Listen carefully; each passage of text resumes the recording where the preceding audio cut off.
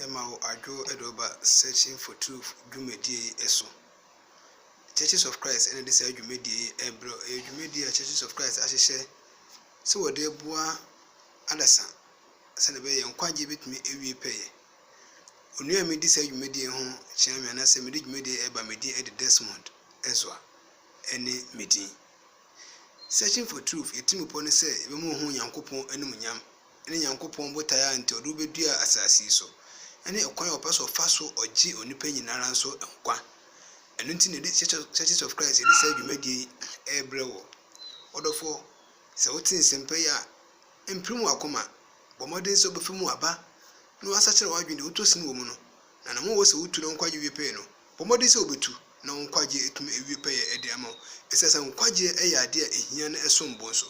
Solomon causing a way of the many no hero cry and Vasobe and a wassaw, and when you know a who dear. Bear was swimming in a new Friday, Martin. What must I do to be saved? A document in a sonono. The Manuadi Comubre, a brass so say he will be a face subon.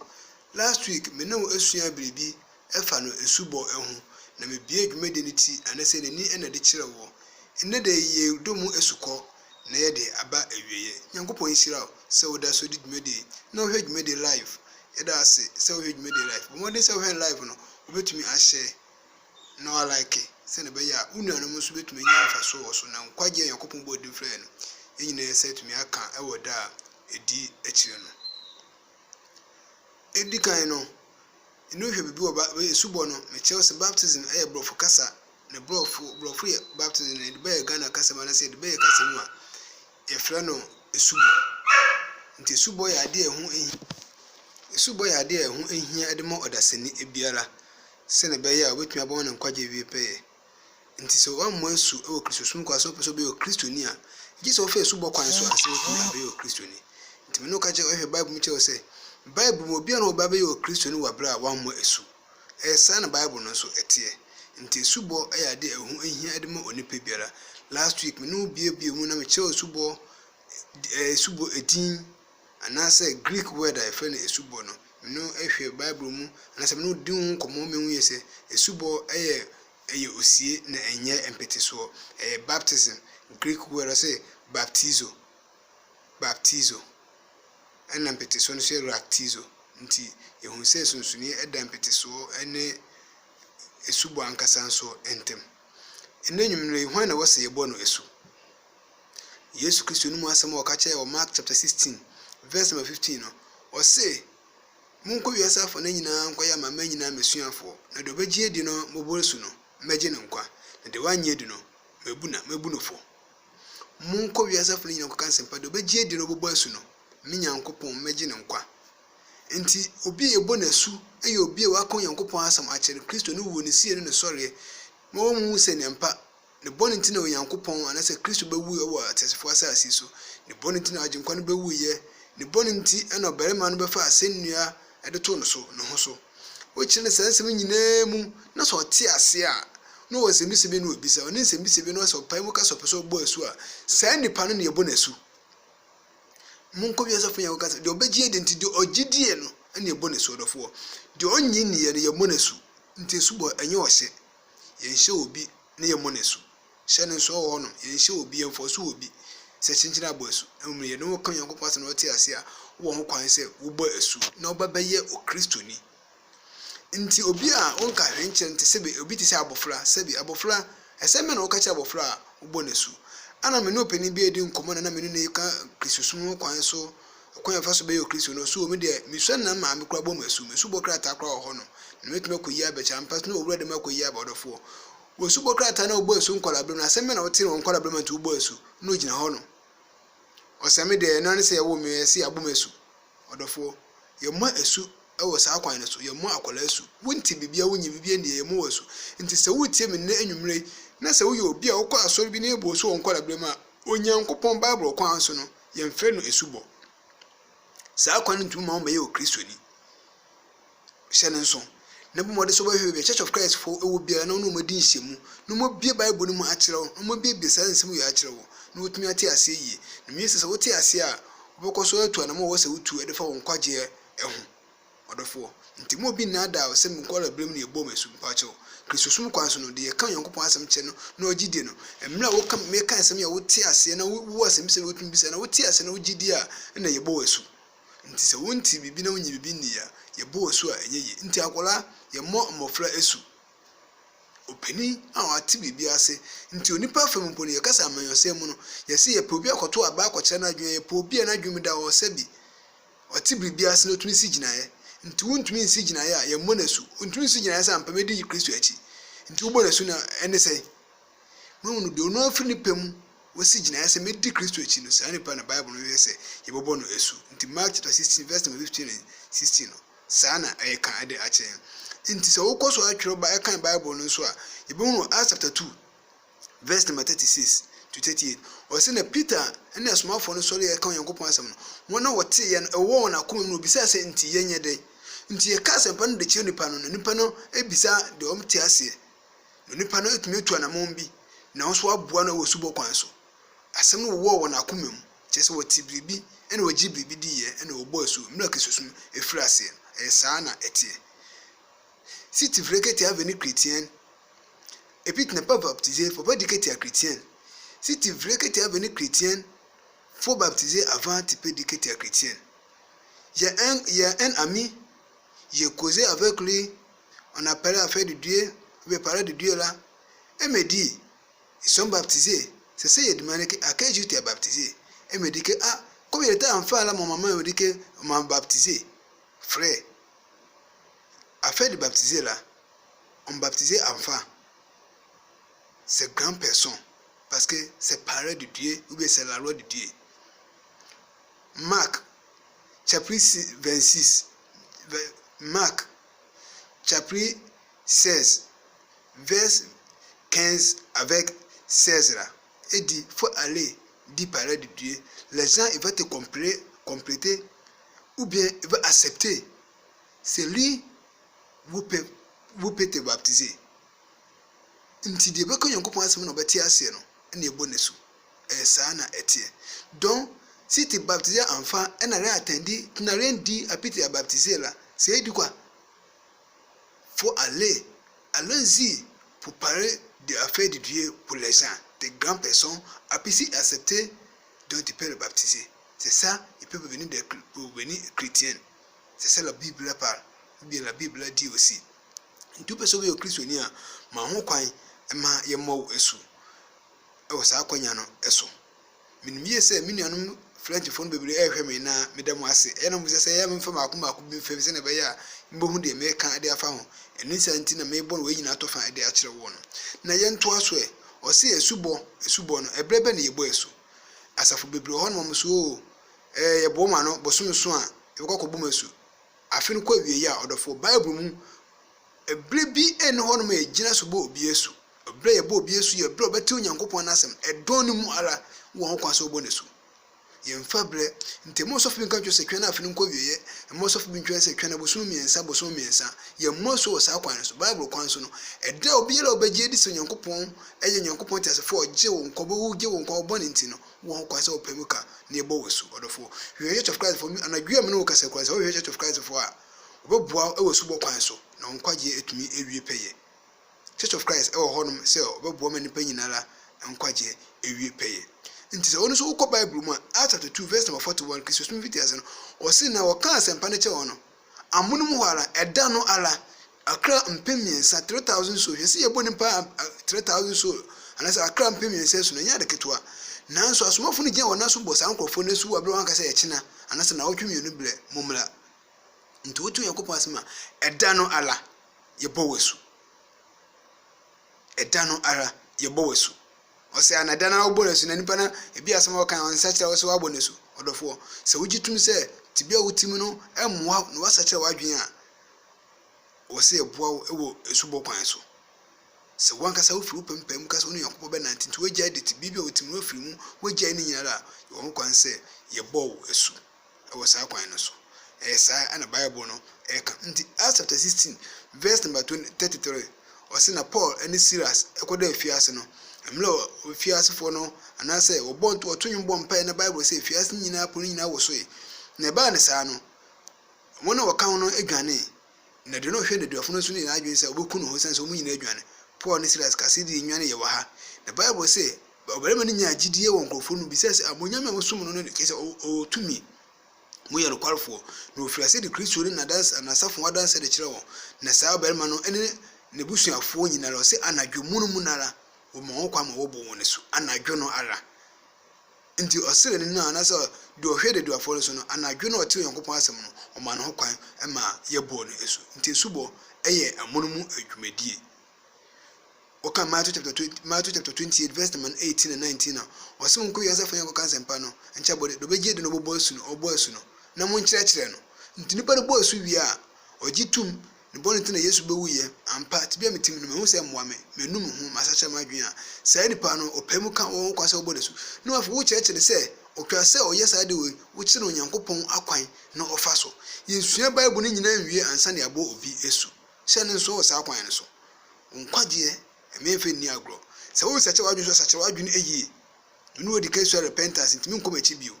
ansane bebo osu no wo se wo sache wadwun e wo sa kwan no so na wo sache wadwun na opemu kan emunum hala no wo kwan se ye bo wo esu nti esubo enya afiafe enya boso miensa enya na wotwe mienu ne mu no eda biara se ye dwodo okuado memendo eda bia obeti bia no na odo ho bepemu aka bia no Churches of Christ aya krado so bebo ma so adeso a boni aya adeso aso no wotumi asoe wo bra Kristo nam no tumi so besoe saa adeso no Churches of Christ ekira kwa bia osum bia o biara na wono mu nkosom na ka che won se boni bia ya adeso eso na opese omu eso na okomu ye ohare obebo ma Kristo etumi asoe awo saa ekwan no eso ebio ye hwe esubo jihanom de made Bible no koso chense esubo ejihanom edema Kristo no wu ni sie ene ne sorry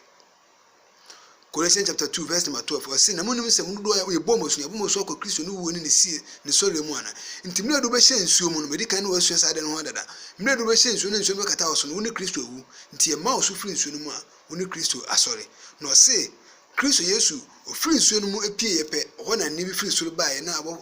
ebe pe mu ka se weni mu do ba ye so mani na ebu be si na beti nti ofiri nsuo no mu pie no nti oso wo bo asu a yedu hye nsuo no kata oso woni Kristo ewu me yesiu nti ye pejawo a woni Kristo asori saa ane fe na esubo nti osi saa na esubo gira honom edema odofo nti ye moni pesu ewo nsuo mu so me bomosu wo nsuo mu na yedu hye mu eja nyame oba nyame nkonkron dabi esubo gira honom a Kristo no wu ni si Kristo wo wu ansori na mu no wu prekope yesie ni prekope na osori prekope eno ne esubo Colossians chapter 2 verse number 12 Romans chapter 6 verse number 3 unya abotra kan ho no so be kasa asem na kire ebio osi wona ogbo wona su no ye mahye Kristo Yesu ye bo asu ehye Yesu nti obi bo asu a obi onko asoro hwe so be hu abrabo foforo wo saa nipa mu wo so ko asoro se wo so ko asoro wa be yo Kristo ni nti osi ye hu abrabo foforo bi ye de ewo mu essence wa hye Kristo ye hu se wo asomesi wo bio abrabo kan bi na wo ye hu se wo timu no ye hu se wa hye nipa foforo nti wo be nipa foforo nti ye wo bio nti osi esubo no bi ro bo asu no wa hye Kristo no wona obehye Kristo na Kristo no obenante wona obehye Kristo na Kristo no obakwakotena saa na twa no eka ewo Galatians chapter 3 verse number 27 nti hye ne nso esubo no ye hye Kristo yes do hye nsuo no mu a eti se de wa hye atare oba bia kata wa hye Yesu Kristo nti hwe se obo abrabo foforo mle ye cheche Yakopon asem no na ogusu e de ye adwuma nti subo agye hono ma se wa hye Yesu Kristo nti obi ohun bia no Acts 11 verse 26 wase no woni ye no wona brabo sense no wa hye Kristo nti no woni ye wona brabo na mo otu odin se e wo Antioch se e Kristofo e wo bra edikan nti wo hye Kristo a wa brabo no se ese Kristo esubo ni nyina se ana se significant of baptism no ebi eno no nti hye ne nso e wo saa kwan no so 1 Peter chapter 3 verse number 21 or say na ye ahonimpa a Onyankopɔn nam so edigi onipa nkwa aya ahonimpa a Onyankopɔn nam so esubo no so egi onipa nkwa nti odi kan ka che so mombo su no bagye di no bobo na su no bagye no nkwa eno baka che so ya ahonimpa a Onyankopɔn nam so egi onipa nkwa e wo 1 Peter chapter 3 verse number 21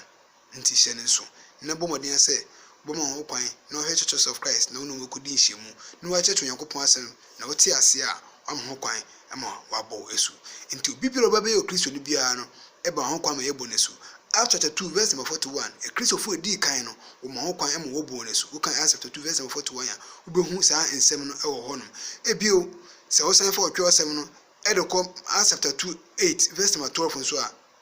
Acts 8 verse 12. Wase na Philip e kon Nyankopon asem e de kire Samaria man no. Na afi de odi Onyankopon Yesu Kristo no woni si ho adanse de kire won. E no se odi Kristo na hinie no e na safo no adanse de kire won. No se amonum wala no. Wona wagidie ne ma ho kwan ma wo bɔ won esu. Ma obeye e Kristofo. Nti obi biara asomafo no ka asem no kire won ogitum no. Obi anu won makotiye. Obi ama no kwan ma yebo ne so dofo. Nti na asofo na aba no mun kan su bɔ ho asem no obeye Kristo obeye Kristo no ama Kristo sum aye bebre ne yehu ne nan ehu ne nkon hu ne ti no dofo. Enkwa asoro bi wa man church bi man kan kire se o asu bɔ de hu nya na oye Kristo ni wa ba aso na ade oye Kristo ni. Masa Kristo sum enye ekuo. Kristo sum enye société chrétienne, c'est pas une société pour l'autre les gens ou bien c'est une personne. Christosum enye company enfa mani pa ba ko bi. No de ne hyehyeye, c'est pour Dieu, donc parler de Dieu là, c'est ça on plan pour faire. Donc faut pas aller à l'église que la loi on donne là c'est pour l'homme. Faut pas aller là-bas. Faut demander est-ce que ce que tu dis là c'est dans la Bible là? Faut demander avant tu commences pour faire quelque chose. Si il dit quelque chose, et puis c'est pas dans la Bible, là, faut pas accepter. La Bible, là, faut bien regarder. Ouvre tes jouets là pour regarder dans la Bible. Là. Parce qu'il y a beaucoup de faux pasteurs, ils vont te mentir. Maintenant, tu sais qu'avant là, il y a beaucoup même, sont, comment on dit ça, faire fétiche. Mais maintenant, tout le monde a laissé ça là pour venir chrétien, pour mettre la Bible là-dessous. Donc, c'est un fétiche qu'elle a. Mais si tu n'es pas bien regardé, il va dire qu'ils sont chrétiens. Il faut faire attention, frère ou bien sœur. À ce moment-là, nous avons confus et dit, quand c'est 419 fois, afin que tu aies tout, ou du me dire, de ne son affaire, on s'en souffre. Tu sais, sous bas, ça me pas, ou un fio, ou si quand on veut venir en quoi dire. Elle cherche ton l'argent, mais c'est pas ton sauver. À la grâce de Christ, on cherche ton sauver, c'est pas affaire de ton argent. C'est ton sauver, à cause de ça, on a venu chez toi au Yodi. Donc si tu comprends ce qu'on dit là, on dit il faut chercher Dieu. Il faut donner tout ton cœur là pour Dieu. C'est Dieu seul, c'est lui seul peut te sauver. Mais s'il peut te sauver là, il faut baptiser avant, il peut te sauver aussi. Sans baptiser, Dieu peut te sauver. Donc frère ou bien sœur, si tu m'écoutes, pardon, il faut chercher à l'église de Christ. Donc, il faut demander que je veux que Dieu veut me sauver. Donc, à l'église de Christ peut t'aider, donc Dieu peut te sauver aussi. In tout personne, où il y a fait Dieu, où il y a un coin de Jesus of Christ. No better come before so with me and coin. Mais si Christ soit bien meilleur Christ nous abla, one more esu. Acts chapter 2, verse number 41. Or say, Nipa 3,000 AGD no boyesu. Samaria also, Philip Kakon Yankopon Asemano, wo boyesu. Emma, a blanty near friend Simon the sorcerer. Nkonyanyifo Simon so tie asem no oho no bobo asu no saa brante no ko Peter no nchen se onji sika no ma no tumi ode ya onwade ne bi no aye Samaria no owo na Philip and preaching no bobo asu obeye o Kristoni odofo nto biero ba be o Kristoni bia no wo so bobo asu awo saa kwan no so ansa no obeye o Kristoni eye o Kristoni mu asem no nto se ade no fam ewurade na de mo hye no de wonye Luke chapter 6 verse number 42. I don't know from Ruade. Pourquoi? Tu dis Dieu, Seigneur,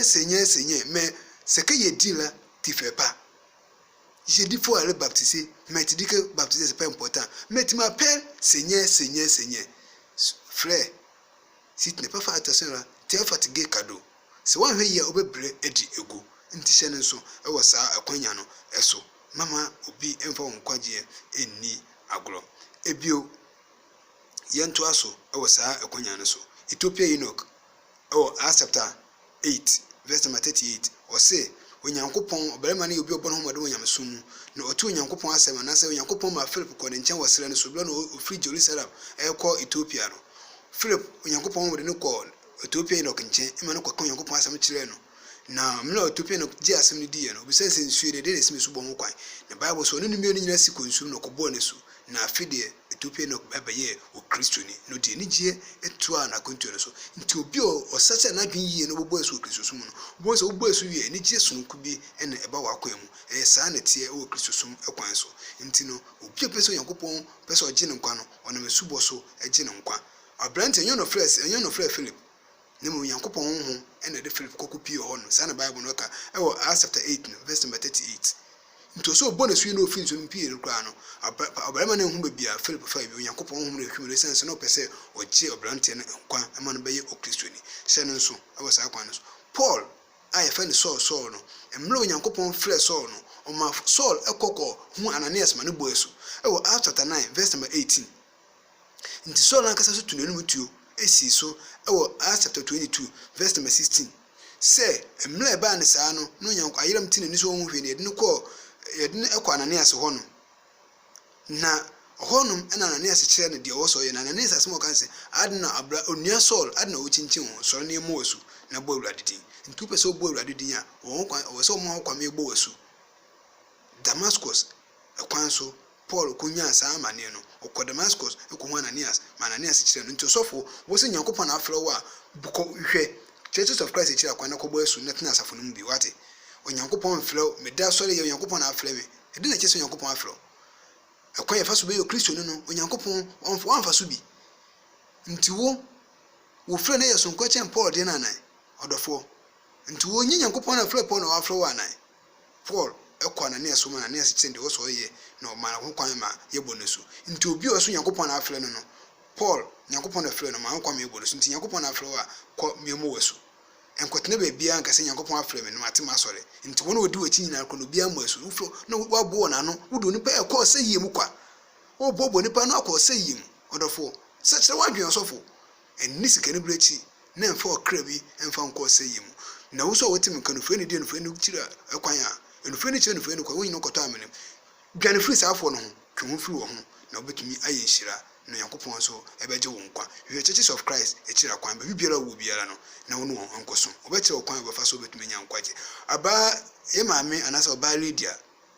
mla o tseta oti Yakobon asem Bible say ho no mara nso no ono nso ne fiefo ebo esu ma wo beye o Kristoni ukọ Philip nso a Bible ko so ekire yen say mla Philip mla so mo kan Yakobon asem nso sa abrante nso anase ukọ Philip a won so wati Yakobon asem medi kan o Acts chapter 16 verse 33 no won so ma ho kwan ema wo bo won esu Acts chapter 18 verse number 8 wona wati ye no ema ho kwan ema wo bo won esu Acts chapter 19 verse number 5 ohonom no ka kire say nkofo ne so ya bo esu munye mbo esu o se bodwo Yohana esubo o se Yohana esubo no mbo ye no munye nkokọ se dabi enne Paul se enne mu o se mu ho kwam ebo mosu nti Paul ebo sa nkofo ne su bio nti nua o se wa bo esu dadada nti de subo ho nya no dofo Paul nkofo ne nya dwon Yohana esubo enne bo won esu nanso Paul se dabi Yohana bo esu kwa dwon sekire mu nti o se ebo mosu no obo sa nkofo ne so o Acts chapter 19 verse number 5 na obo won esu no de ne sato o so mu nya ho konkoro a chede no osofo a wotemenka onua wotemenka enye wadwe so abo esu asofo bi nti mo asu bio wa kubo esu ko hemfa nchechire be mu osum be mu tumi be mu Churches of Christ yese uhia esubo a de onipa ekọ nkwaje mu yeto nsa flow se modern Churches of Christ na wono won ensum ewo Acts chapter 19 verse number 5 ene de me no wokan ubehu sa asam ewo hono se esubo ye bọ mienu a ejeyi ekogina Ephesians chapter 14 verse number 4 no enka se 14 downwards nka se esubo baako gidie baako anpo no Christopher gidie baako Christopher so bebre o kaka se asumi gidie ho asumi gidie odofo